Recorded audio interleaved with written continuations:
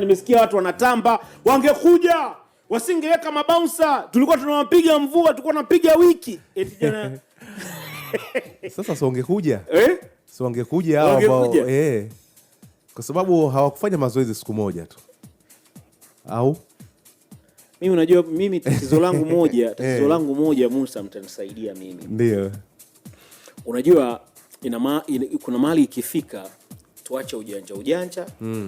Alafu tuupe heshima mpira huo wa Tanzania ambao wanaupenda sana wa Tanzania. Kabisa. Tusicheze sana na hisia za mashabiki. Kabisa. Brother, kwa Afrika Mashariki, mashabiki ambao wanahitajika kuheshimika na kuthaminiwa kuliko wote ni wa Tanzania, kwa sababu wana mapenzi ya dhati na mpira wao. Nadhani tufike mahali tusicheze na hisia za mashabiki wa soka. Kabisa. Tuwaheshimu. Licha ya mashabiki lakini pia hata mdhamini mkuu wa ligi kuu Tanzania bara Azam TV anastahili heshima.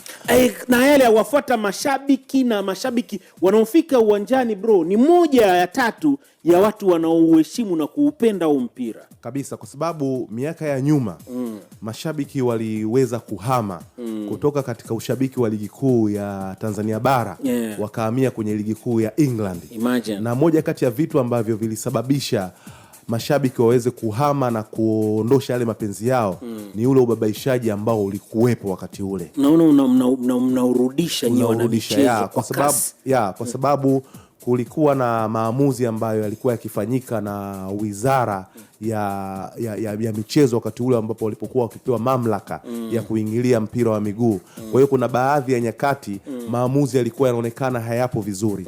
Lakini pia hata viongozi wa muda iliokuwa fati wakati ule walikuwa wakifanya maamuzi ambayo yalikuwa sio mazuri.